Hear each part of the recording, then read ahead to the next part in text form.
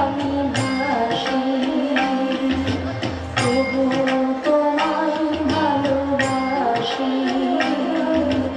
তোমায় আমি নাহি জানি, তবু তোমায় ভালোবাসি। তোমার গানে, তোমার গানে ছন্দে সুরে আমি ভাসি, তবু তোমায় ভালোবাসি।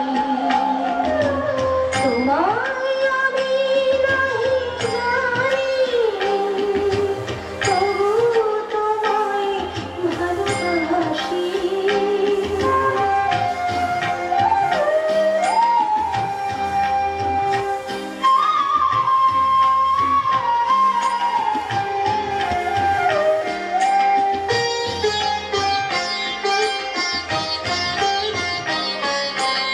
অনাদি অশেষ তোমার লীলা, সবার মর্ম ছুঁয়ে তোমার জ্বালা। অনাদি অশেষ তোমার লীলা, সবার মর্ম ছুঁয়ে তোমার জ্বালা। আঁধার পথে ঝড়ের রাতে ভরসা দাও অনায়াসী, তবু তোমায় ভালোবাসি। তোমায় আমি নাহি জানি, তবু তোমায় ভালোবাসি।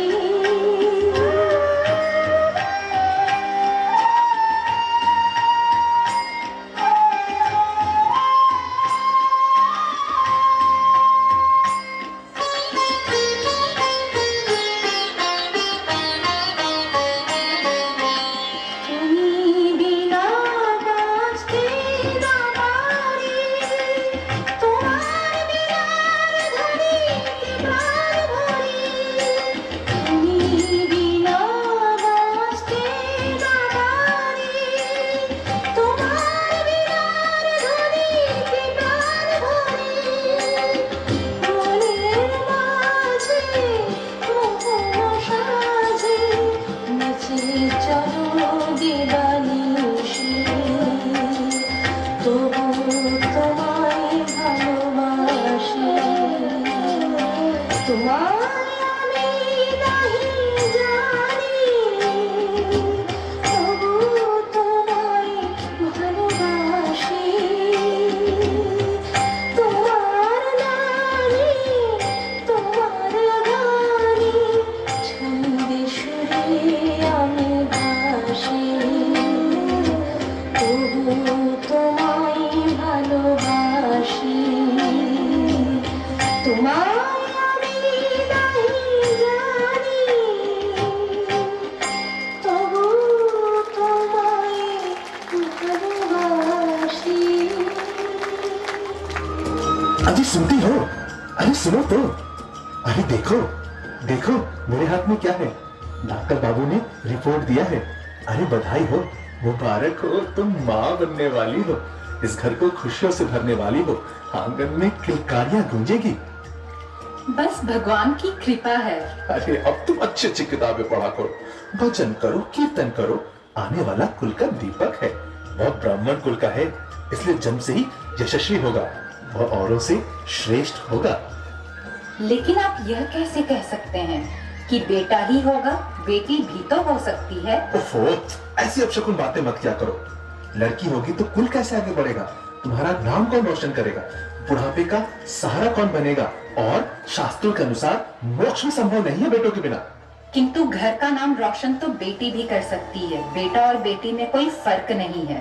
और जहाँ तक बात बुढ़ापे के सहारे की है, तो आजकल बेटे भी पढ़ लिख कर विदेशों में जा बैठते हैं। माता पिता को मुड़कर देखते भी नहीं। और रही शास्त्रों की बात, त्वम स्त्री त्वम पुमानसी, त्वम कुमार उत वा कुमारी, त्वम जीर्णो दंडेन वंचसी, त्वम जातो भवसी विश्वतो मुखः। तुम महिलाओं के रूपों में हो, तुम पुरुषों के रूपों में हो, तुम युवकों के रूपों में हो, तुम युवतियों के रूपों में हो।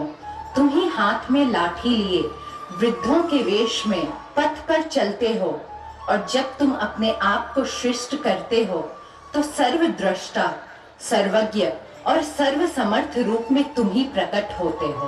ओहो, ये सब बेकार की बातें मत करो। ये शास्त्र हैं, शास्त्रों में ही अच्छे लगते हैं, प्रायोगिक तौर पर जीवन में बहुत अधिक सार्थक नहीं है। और तुम आजकल कुछ ज्यादा ही ज्ञानी हो गई हो। हमारे यहाँ लड़का ही पैदा होगा जो एक श्रेष्ठ ब्राह्मण होगा। तुम ये बात अपने दिमाग में पूरी तरह से डाल दो और ये फालतू के फितूर निकाल फेंको।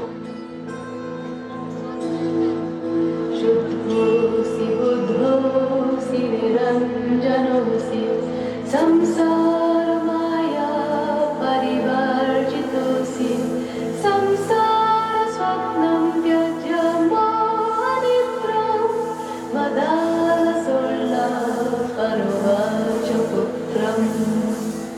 बेटा, तुम श्रेष्ठ कुल में हो, और इसलिए नहीं कि तुम ब्राह्मण घर में जन्म ले रहे हो, बल्कि इसलिए क्योंकि तुम्हें श्रेष्ठ कार्य करना है। मुझे नहीं पता कि तुम बेटा हो या बेटी, किंतु समाज के उतने ही अभिन्न अंग हो, और समाज को तुम्हारी योग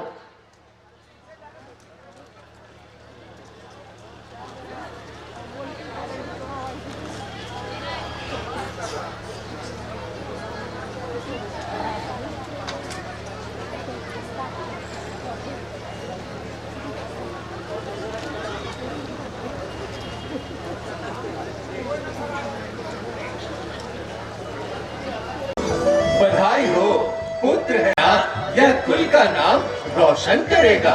यह श्रेष्ठ ब्राह्मण है। हाँ हाँ बेटा, तुम जरूर नाम रोशन करना। मैं चाहती हूँ तुम मुक्त जीव बनो। तुम अभिमन्यु की तरह चक्रव्यूह में घुसना सीख जाओ, पर निकलना नहीं। ऐसा ना हो। इतिहास के लिए एक नया भावार्थ रख दो।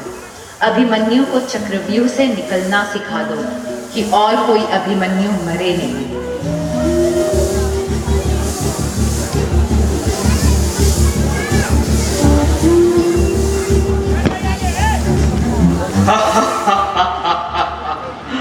आओ ब्राह्मण आओ, इस कुल में आओ।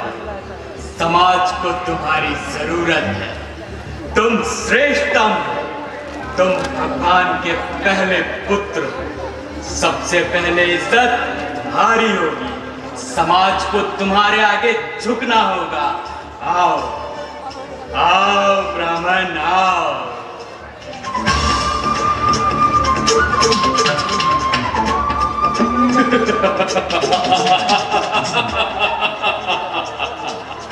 श्रेष्ठतम ये पंडित। अबे ताकत ही तुम्हें पानी है।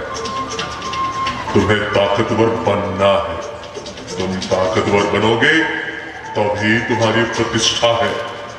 तुम्हारे सामने कमजोर दबेंगे। तुम्हें कमजोरों को दबाना है, क्योंकि ताकत के आगे ही दुनिया झुकती है। आ जाओ आ जाओ।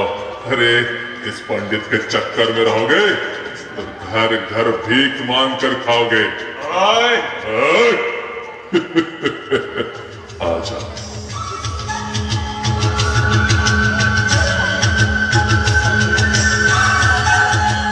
अरे भैया, तुम इस चक्कर में मत पड़ो। ये मेरे पास आओ। देखा, अरे देखा पैसे का खेला। अरे अब ब्राह्मण पहले मंदिर जाएगा, फिर जाएगा जजमान के पास। अब बोलेगा वहां से पूजा संपूर्ण हुई, कुछ दक्षिणा दे दो। अब पंडित जी को मिल जाएगा 11 टका। अब वो लेकर जाएंगे घर में मेहरारू के पास। लीजिए, ये 11 रुपए कमा के आए हैं। अरे बीवी मारेगी 4 डंडा। आज दिन भर यही कमाए हैं, तो तुमको ऐसने जीवन चाहिए। और अरे देखिए, है जाएंगे बॉडी बनाएंगे। अब बॉडी बना के क्या बनेंगे? बॉडीगार्ड। अरे तुझे पैसे चाहिए। पैसे से बुद्धि और ताकत दोनों मिल जाती है। समझ में आ रहा है? ये दुनिया पैसे का खेला है बेटा। बाप बड़ा ना भैया, सबसे बड़ा रुपया। एक बात ध्यान से सुन लो कि पैसा खुदा नहीं, लेकिन खुदा कसम, खुदा से कम भी नहीं। बात दिमाग में ढुकी कि नहीं ढुकी? पैसा पैसा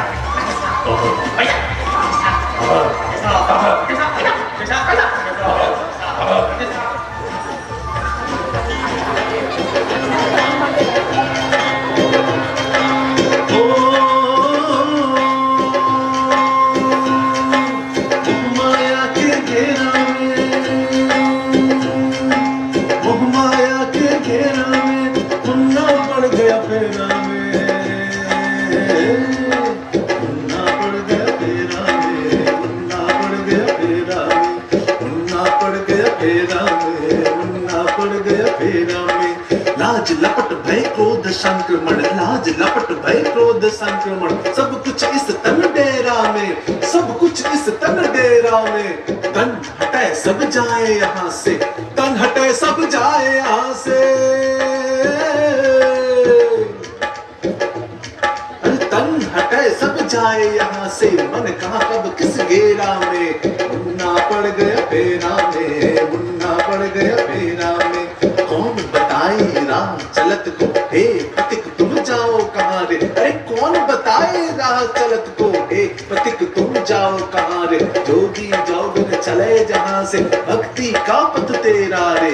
जोगी चौगन चले जहाँ से, भक्ति का पथ तेरा रे। सब पथ छोड़ो बात ये मानो, अरे सब पथ छोड़ो बात ये मानो। गुरु प्रेम के घेरा में मुन्ना पड़ गया फेरा में, मुन्ना पड़ गया फेरा में, मुन्ना पड़ गया फेरा में। पैसा, ताकत या प्रतिष्ठा, मैं किधर जाऊं? मुझे कहीं शांति नहीं मिलती, मन कहीं भी स्थिर नहीं रहता। माँ कहती थी कि मैं खुद में ईश्वर हूँ, तो मुझे ईश्वर की तलाश करने जाना ही होगा। माँ हमेशा गाया करती थी शुद्धोसी, बुद्धोसी, निरंजनोसी। पर कहाँ, मैं कहाँ शुद्ध हूँ? मैं कहाँ बुद्ध की तरह खुद को पहचान पा रहा हूँ? कौन कराएगा तलाश ये मुझे? मैं कहाँ जाऊं? मैं किसके पास जाऊं? गुरु नाम को रट ले रे बंदे,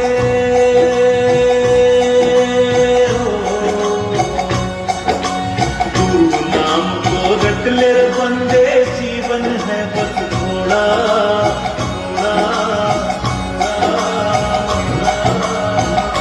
के दौड़ा जाए रे समय का घोड़ा।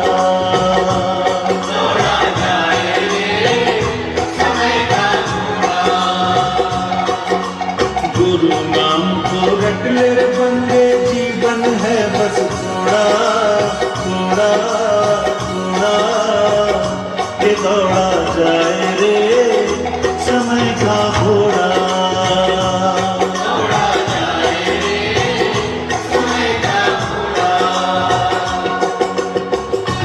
अरे ठीक ना, अरे वाह, अरे वाह, अरे बधाइयाँ दो और थोड़ा मिठाई खा लो। मिठाई उठाई खा के हमारे बच्चे को बहुत आशीर्वाद दो। बड़ी साई, आज मेरे बेटे का जन्मदिन है। आप लोग जी भर के खाइए और दिल खोल के आशीर्वाद दीजिए। बेटा बड़ा होकर लायक बन जाए और इसका घर सुख संपन्न हो, बस यही दुआ कर लिए। ठीक रहा, मेरे बच्चे का जन्मदिन है।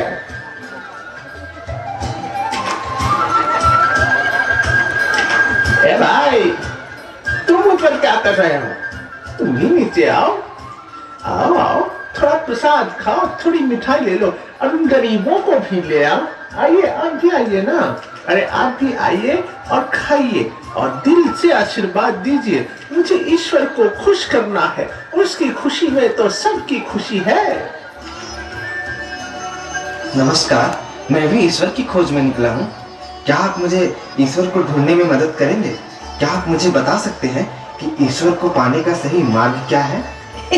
अरे बड़ी साई, एकदम सही, तुम सही जगह पर आए हो। ईश्वर को पाना है तो कर्म करो, कर्म योगी बनो, अच्छे अच्छे कार्य करो। आप तो भले मानुष लगते हैं। आप गरीबों को भोजन करा रहे हैं, दान पुण्य करा रहे हैं, इसके बदले में क्या प्रार्थना करते हैं ईश्वर से आप? अरे बाबा बड़ी सही, अरे हम क्या प्रार्थना करेंगे, ईश्वर को तो सब मालूम है कि हमको क्या चाहिए, बंदों को क्या चाहिए। अरे हम अच्छे कार्य करते हैं ताकि ईश्वर की कृपा हम पर बनी रहे। क्या चाहिए हमें इस जीवन में? ईश्वर हमें धन संपत्ति से परिपूर्ण रखे, बेटा दिया है तो उसका वंश भी आगे बढ़े, उसकी भी सारी सुविधाओं की पूर्ति हो, और क्या ही है इस दुनिया में। क्या आप इन सभी भौतिक वस्तुओं के लिए अच्छे कार्य करते हैं? अरे अब धन वैभव की कृपा किसे नहीं चाहिए भाई साहब। कंबल वगैरह बांटने से, दान पुण्य करने से समाज में नाम बढ़ता है, शोहरत मिलती है। इसलिए तो हम पूजा पाठ में भारी भरकम चंदा देते हैं। और भाई पंडाल के पोस्टरों में, बैनर में फोटो भी तो अच्छा लगता है ना। इस लेन देन की भाषा से ईश्वर का मिलना तो मुश्किल लगता है मुझे। यह कैसा योग है, यह कैसी तोलमोल है ईश्वर से?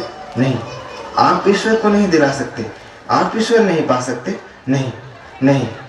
अरे जब हम छोटे थे तब से ऐसे ही लोग ईश्वर को प्राप्त करते हैं, दान पुण्य करते हैं तो उनका घर भी सुखी रहता है। और कोई दूसरी व्यवस्था नहीं है भैया, देख लेना, एक दिन तुम्हें मेरी बात समझ में आ जाएगी।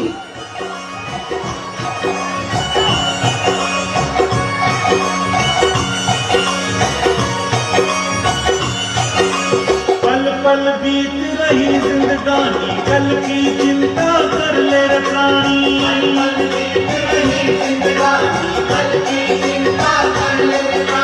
ना जाने कब टूट पड़े रे, ना जाने कब टूट पड़े, माथे पर काल दौड़ा दौड़ा जाए रे समय का घोड़ा।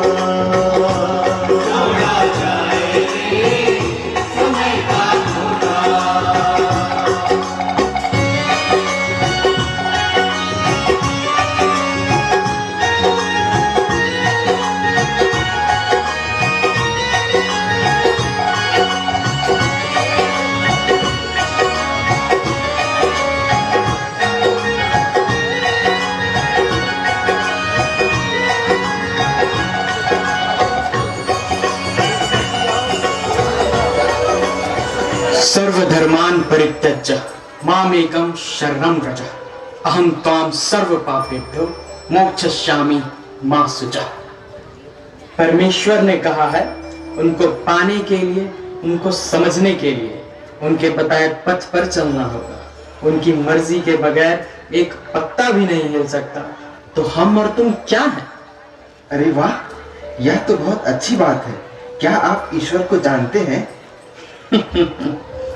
ईश्वर को जानना और ईश्वर को पहचानना सबकी बस की बात नहीं है। और मेरे जैसे साक्षात्कार इस ब्रह्मांड में ईश्वर का किसी ने नहीं किया होगा। यह तो बहुत खुशी की बात है कि ईश्वर ने आपको साक्षात्कार दिया है। क्या आप ईश्वर की व्याख्या कर सकते हैं? अरे वह तो निराकार है, वह तो आनंद स्वरूप है। तो आपने हर जगह मूर्ति क्यों लगा रखी है?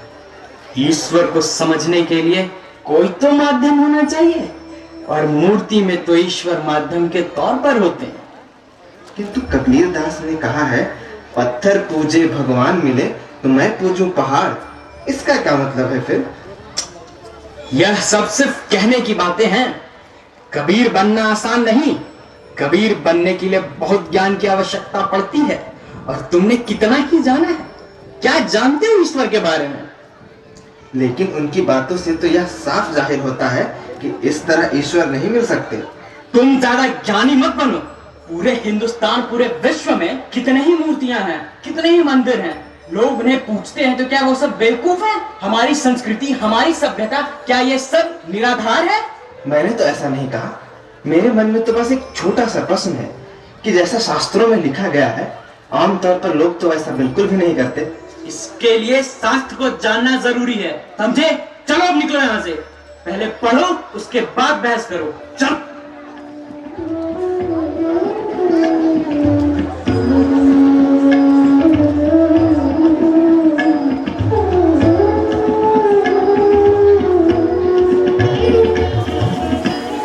তো মায়ামি এত ডাকি তুমি শোনো না কেন, তোমায় আমি এত ডাকি তুমি শোনো না কেন, এসে জলে ভরা আঁখি তুমি কি না চেনো, এসে জলে ভরা আঁখি তুমি কি না চেনো, তুমি শোনো না কেন, তোমায় আমি এত ডাকি তুমি শোনো না কেন, তোমায় আমি এত ডাকি।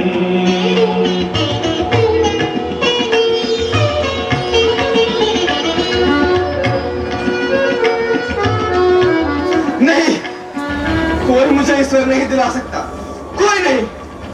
मैं कर्मयोगी के पास गया, किंतु उसका अभिमान बहुत था, उसमें सिर्फ मैंपन था। वह ईश्वर मुझे कैसे दिला सकता है? मैं तो ज्ञान योगी के पास गया, उसने कहा मैंने ईश्वर का साक्षात्कार किया है, मैंने ईश्वर का दर्शन किया है।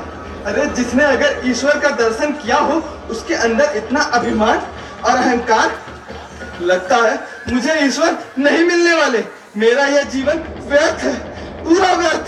हे ईश्वर, तुम इतने कठोर क्यों हो, तुम इतने कठोर क्यों हो? काल चक्र के योग में, समाज के आध्यात्मिक प्रयोग में मैं खड़ा समय के भांति मौन हो गया। इस युग में फिर से अभिमन्यु गौण हो गया। कोख से सीखी जो विद्या उम्र चढ़ी पर परिपूर्ण नहीं हुई, कोख से सीखी जो विद्या उम्र चढ़ी पर परिपूर्ण नहीं हुई, आकांक्षाओं, अभिलाषाएं और लिप्साओं की शिखा कभी चूर्ण नहीं हुई। क्षत विक्षत शव में पड़े धर्म योद्धा, क्षत विक्षत शव में पड़े धर्म योद्धा कालजयी ईश्वर के संग खड़े संगीन पर सर रखे। जिनसे सीखा युद्ध का हर चलन, आज वही विपक्ष में खड़ा गुरु द्रोण हो गया। अभिमन्यु फिर से गौण हो गया, अभिमन्यु फिर से गौण हो गया। पिता श्रेष्ठतम जिसका, गुरु कल्पना से परे, पिता श्रेष्ठतम जिसका, गुरु कल्पना से परे। विधाता ने कैसी रची, सब हतप्रभ मौन खड़े। विधाता ने कैसी रची कि सब हतप्रभ मौन खड़े। अरे तार तार पिरोया था जिसने, तार तार उसने किया, तार तार पिरोया था जिसने, तार तार उसने किया। मानवीय मूल्यों का हनन बार बार जिसने किया। युद्ध में खड़ा हर एक अपना एक प्रश्नवाचक चिन्ह सा कौन हो गया। अभिमन्यु फिर से गौण हो गया, अभिमन्यु फिर से गौण हो गया।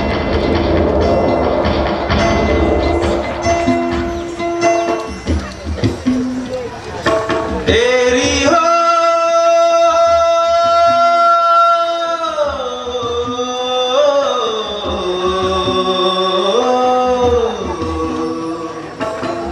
एक बार बाबा नाम যত পাপ করে, পাপেদের সাধনা তত পাপ করে।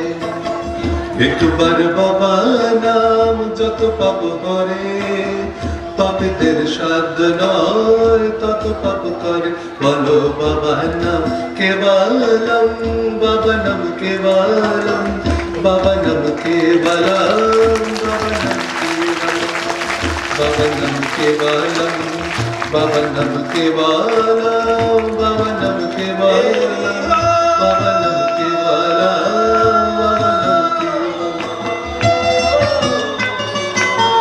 बस करो। फिर एक सन्यासी, फिर एक आश्वासन, फिर एक ढोंग।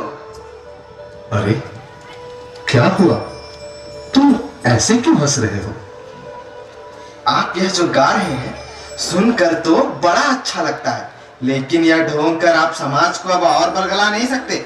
सावधान, तुम्हें जो बोलना है बोलो, मुझसे बात करो, पर मेरे इष्ट, मेरे आदर्श और मेरी निष्ठा पर तुम्हें बोलने का कोई अधिकार नहीं। पहले जानो फिर बोलो। तो फिर आप ये क्या गा रहे हैं? इसे कीर्तन कहते हैं। तुम्हें तकलीफ क्या है, बताओ तो सही। कीर्तन? किसका कीर्तन? क्या होगा इस कीर्तन से? कीर्तन?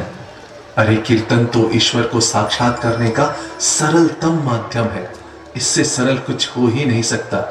ईश्वर ने भी तो कहा है ना, नाहं वैशामि वैकुंठे योगी नाम हृदय नचा मद भक्ता यत्र गायन्ते तत् तिष्ठामि नारद। कीर्तन कर लो, भगवान स्वयं तुम्हारे निकट होंगे। मैंने बड़े बड़े ज्ञान योगी देखे, कर्म योगी देखे, पर ईश्वर कोई नहीं दिला सकता। अरे ज्ञान योगी तुम्हें ज्ञान दिलाते हैं।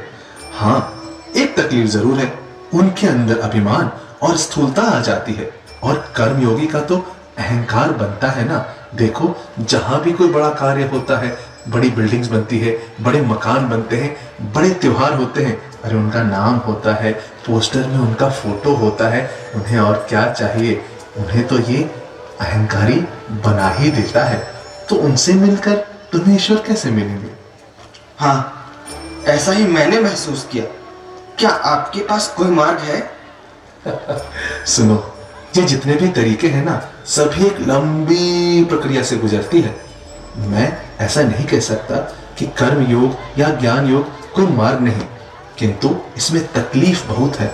ये एक बहुत ही जटिल प्रक्रिया है। एक बात बताओ, सभी मार्गों से होकर हमें जाना कहाँ है, पाना किसे है? ईश्वर को। अरे ईश्वर को ही पाना है ना, तो इसके लिए इतनी जटिल प्रक्रियाओं की क्या जरूरत है? प्रेम भी तो एक रास्ता हो सकता है ना। प्रेम से ईश्वर को बुला तो सकते हैं ना। मतलब? अरे एक बार प्यार करके तो देखो। कहाँ कबीर बड़े योगी हुए, कहाँ मीरा ने बड़ी बिल्डिंगें बनवाई, कहाँ मीरा ने पोस्टर में फोटो बनवाए। अरे उन्होंने सिर्फ प्यार ही तो किया ना।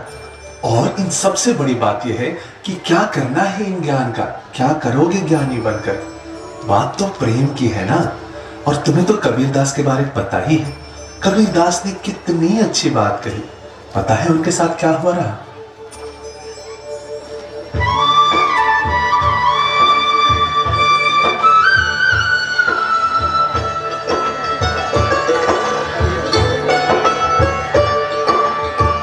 साचे कोई ना पटी जाए, झूठे जगपतिया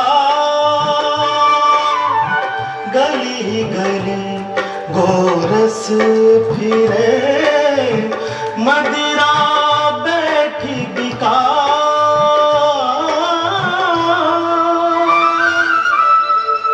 मस्का गद छुयो नहीं, कलम लियो नहीं हाथ। हम रहे अनपढ़ अनगढ़, कागज कलम को हाथ नहीं लगाए कभी। पर सच्ची जानो, आप सबको देख देख के दुखी हो गया जी हमारा। आप सब उसको मानत है, अरे वही आपका भगवान। लेकिन आदमी को गले नहीं लगा सकते आप। अरे जो आदमी को गले नहीं लगा सका, वो भगवान को का गले लगाएगा? इसका कारण ये है कि गीता को पढ़ा आपने, पर माना नहीं उसे। कुरान की आयत को घोंटते रहे, चिल्लाते रहे, पर समझा नहीं उसे। आपने पढ़ाई की, पर कागज पे पढ़ी तो कागज पे ही रह गई। जिंदगी में उतरती तो जिंदगी जिंदगी बन जाती। आपको क्या सचमुच में भगवान चाहिए? अगर चाहिए तो बचुआ बनिए। दुर्मुहा बच्चा होता है ना, बसवाई सा, मां मिल जात है उसे। शास्त्र नहीं पढ़ना पड़ता उसको, रोजा और उपास नहीं करता वो, बस मां को पहचानता है तो मां को पा लेता है। दिल से पुकारता है मां को तो मां भी दौड़ी चली आती है। अरे आपको भी मिलेगा वो, बस अपने अंदर झांक लीजिए। और आपको फुर्सत नहीं है ताक झांक करने से। आप हो उस हिरन के समान जो कस्तूरी की गंध से व्याकुल बन बन भटकता है, पर पाता नहीं उसे। क्योंकि कस्तूरी तो ओखरे मन के अंदर बसी है। बुरा ना मानो तो एक बात कहें, वैसे बुरा मान भी लो तो का, अरे हमसे तो सारी दुनिया नाराज रही, पर हमने वही कहा जो हमें ठीक लगा। आपको बुरा लगत है तो इसलिए कि आपके मन की बात नहीं बोलत है हम। आप फंसे हैं मैं में, बकरी की तरह। जब तक जिंदा रहती है मैं करती रहती है ससुरी, और मरने के बाद ओकरी खाल जब ढोलक पे चढ़े है तो वही तू बोलने लगती है। एक बार हमसे मिलने बाबा शेख फरीद आए। बड़े ऊंचे फकीर थे। 2 दिन हमरे संग रहे। न उन्होंने कुछ कहा न हमने ही कुछ बोला, बस आंखों में ही सारी बात हो गई। उनके जाने के बाद धन्ना ने पूछा, बाबा आप दोनों में तो कुछ बात ही नहीं हुई। मैंने कहा बात हो गई भाई, अब जो बात हमको मालूम है वो उनको भी पता है। फिर शब्दों का क्या काम, शब्द भरमाते हैं, शब्दों का मानी बदलता रहता है, पर मानी का मानी कभी नहीं बदलता। धन्ना बोला, तो फिर ये जो पंडित और काजी हम सबको शब्दों की दुहाई देते रहते हैं। देखो भाई, ये सब लोग हैं कागज के पंडित, कागज के घोड़े हैं। ज्ञानी है पर अपनी खिड़कियां बंद करके रखी हैं इन्होंने। और ऐसे ज्ञानी लोगों को तो कबीर दूर से ही प्रणाम करे हैं भाई। ज्ञानी से कहिए कहा, कहत कबीर लजा, ज्ञानी से कहिए कहा, कहत कबीर लजा, अंधे आगे नाचते कलाकार जा। और कहो, इस भक्ति में डूबने से ईश्वर उन्हें मिले कि नहीं मिले? हाँ, उन्हें ईश्वर तो मिले, पर मुझे कैसे मिलेंगे? भक्ति भगवतो सेवा, भक्ति प्रेम स्वरूपिणी, भक्ति आनंद रूपाश्च, भक्ति भक्तस्य जीवनम। ये भक्ति जीवन की परम प्राप्ति है। इस जीवन में अगर भक्ति तुम्हें मिल गई ना, तो मानो सब कुछ मिल गया, तुम्हारा जीवन सार्थक हो गया। मैं भक्ति को कैसे महसूस कर सकता हूँ? मैं ईश्वर को कैसे महसूस कर सकता हूँ? ये भक्ति मुझे कैसे मिलेगी? अरे यह भक्ति तो हृदय के अंदर जगानी पड़ती है, अलग जगानी पड़ती है। इस भक्ति के लिए तुम्हें ईश्वर से प्रेम करना होगा। मैं ईश्वर को महसूस कैसे कर सकता हूँ? अरे बहुत आसान है, परम पुरुष के कार्यों को करो ना। देखो, हमारे निजी जीवन में हमारी सारी लड़ाई क्या है?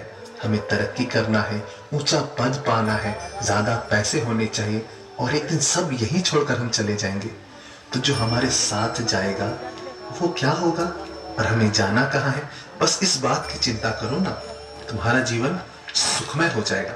मैंने करने की बहुत कोशिश की, पर मैं कमजोर पड़ता हूँ। अरे कैसे कमजोर पड़ोगे? तुम्हें खुद को ताकतवर बनने के लिए आध्यात्म की जरूरत है, इसीलिए आध्यात्मिक पथ पर चलना होगा, साधना करनी होगी। इसकी आवश्यकता हर मनुष्य को पड़ती है। फिर तो बात आप वही करने लगे, वही शास्त्र, वही नियम जो मुझे फिर से मूर्ति पूजा तक ले जाएगा, फिर मुझे मंदिर ले जाएगा, फिर उसी पत्थर की मूर्ति पर मुझे भगवान देखने को कहेगा। मुझे तो बचपन से माँ ने यही सिखाया है कि शुद्धोसी बुद्धोसी। मैं खुद ईश्वर हूँ, मैं बुद्ध हूँ, मैं ऐसा महसूस नहीं करता। और फिर मंदिर जाकर तो फिर मैं इस पत्थर की मूर्ति पूजा तक पहुंच जाऊंगा। आपका शास्त्र तो मुझे फिर उसी रास्ते पर ले जाएगा। रूपम रूप विवर्जितस्य भवतो यद्ध्यानेन कल्पितम स्तुत्या निर्वचनीयता खिलो गुरु दूरीकृता यन्मया व्यापित्वं च निराकृतम भगवतो यत् तीर्थ यात्रादिना क्षणतव्यम जगदीशो तद्विकल्ता दोषत्रयम मत्कृतम। वेद शास्त्र में कहीं भी मूर्ति पूजा का वर्णन या समर्थन नहीं है। पुराणों के रचयिता स्वयं व्यास देव ने अपनी भूल स्वीकार की है और कहा है कि मैंने तुम अनंत को रूप में बांधा, स्थान विशेष में बांधा, तुम वाक पतातीत को वचन में बांधा। हे जगदीश, मेरे इन तीनों दोषों को तुम क्षमा कर दो। इस प्रकार यह प्रमाणित होता है ना कि मूर्ति बनाकर उसकी पूजा करना अनंत ब्रह्म के अस्तित्व को अस्वीकार करना है। अतएव मूर्ति पूजा करना भूल करने के समान है। यही तो कहा है हमारे शास्त्रों ने। ये तो 100% सही बात है। ईश्वर हमारे पिता है और हम उनके पुत्र। क्या ऐसी साधना आप हमें सिखाएंगे? क्यों नहीं, आओ बैठो।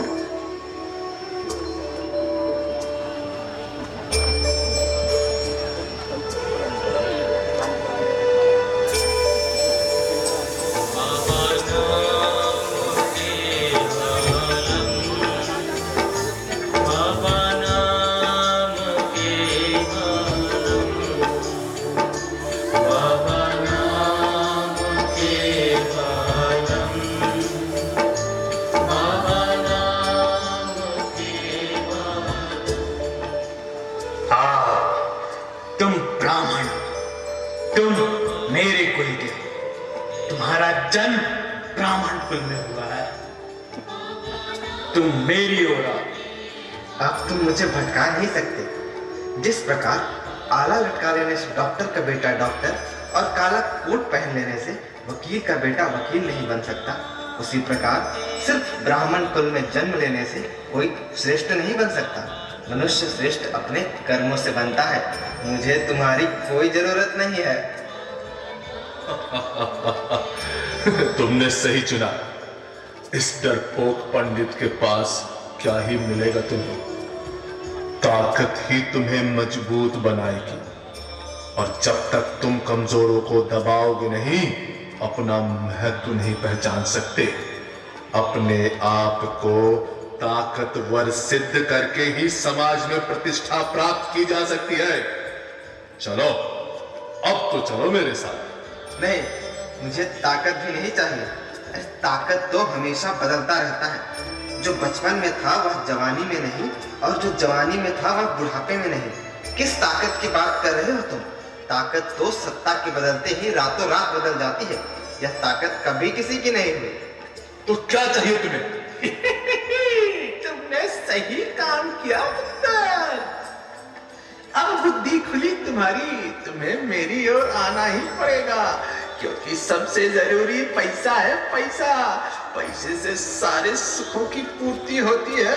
आ जाओ बेटवा, आ जाओ, चलो मेरे साथ। बस करिए, किस सुख की बात कर रहे हो?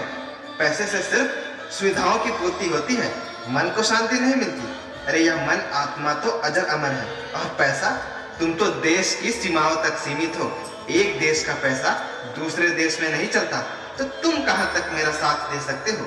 ईश्वर ही है जो हमेशा मेरा साथ दे सकते हैं। मुझे तुम्हारी कोई जरूरत नहीं है। अरे तुम्हें धन चाहिए भाई, तुम्हारी बुद्धि भ्रष्ट हो गई है। बिना पैसे के कुछ नहीं होता, समझ गए हो? अरे मुझे धन नहीं चाहिए मेरे भाई। तुम्हें धन नहीं चाहिए? नहीं चाहिए भाई। अरे तो क्या चाहिए तुम्हें? बहुत अहंकार है तुम्हें, पछताओगे एक दिन। यह अहंकार नहीं, प्यार है। मुझे प्यार सिर्फ ईश्वर से है। ईश्वर ही है जो मुझे चक्रव्यूह से निकाल सकते हैं।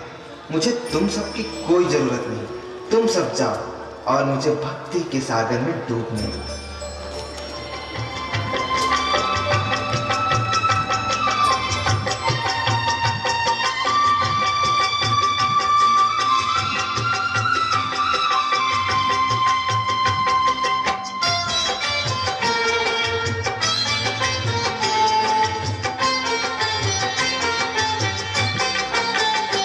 আমি চাই না হতে জ্ঞানের পাহাড়, চাই না হতে জ্ঞানের পাহাড়, গুণের সাগর, গুণের সাগর। চাই তোমারে আপন করে, চাই তোমারে আপন করে, সন্ধ্যা সকাল সকল প্রহর, গুণের সাগর, গুণের সাগর। আমি চাই না হতে জ্ঞানের পাহাড়, চাই না হতে জ্ঞানের পাহাড়, গুণের সাগর, গুণের সাগর, গুণের সাগর।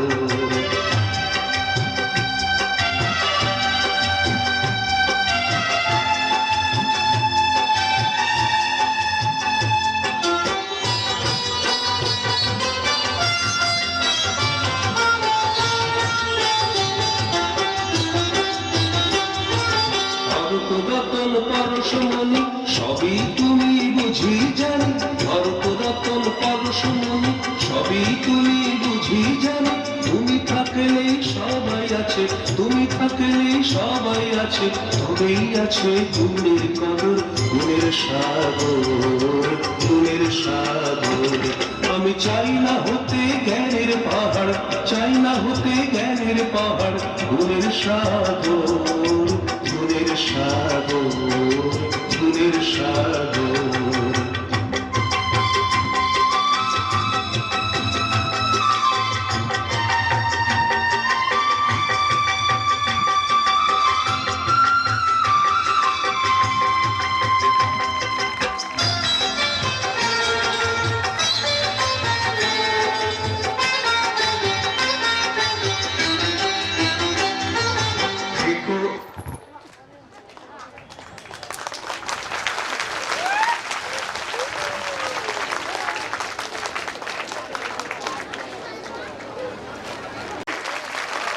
पीछे हाथ उठा के एक बार जोर से ताली बजा देंगे प्लीज। हाँ ये हो गया बात। परमपिता बाबा की हाँ। और ये जो चक्रव्यूह है, सच बताऊं मैं आपको, मेरे अपने व्यक्तिगत जीवन की भी मैं आपको एक कहानी बता दूं। इस व्यक्तिगत जीवन में हम हर बार, मैंने अपने लाइफ में देखा है, जब भी हम बाबा के काम के लिए निकले, बाकी सब कुछ बाबा संभाल लेते थे। एक कहानी मुझे हमेशा याद पड़ती है। मैं दो बात आपको बता दूं जो अपने जीवन को मैं डेली अपने बेडरूम में भी लिख के रखा हूं। अगर हम नहीं करेंगे तो ईश्वर कुत्ते से भी काम करा सकते हैं। आप सोचिए यहाँ पे खड़ा होकर कोई कुत्ता एंकरिंग करेंगे कैसा लगेगा, तब तो बड़ा डर लगता है। इसलिए हमारे बार निस्वार्थ भाव से चले जाते हैं काम करने, क्योंकि बाबा बोले हैं अगर तुम नहीं करोगे तो हम जानवर से भी करा सकते हैं। इसलिए भाव में मत रहो कि हम इंसान हैं, हम ही कर पाएंगे। और आप बाबा ने प्रवचन में कहा है कि आने वाले समय में कुत्ते भी, गाय भी साधना कर सकते हैं। सोच लीजिए आपके बगल में अगर कोई ऐसा बैठेगा तो फिर इसलिए जल्दी जल्दी अपना ग्रेड ऊपर करना है, इसलिए ज्यादा साधना करनी है, ज्यादा सेवा करना है। और दूसरी बात, मैं समय हमेशा अपने साथ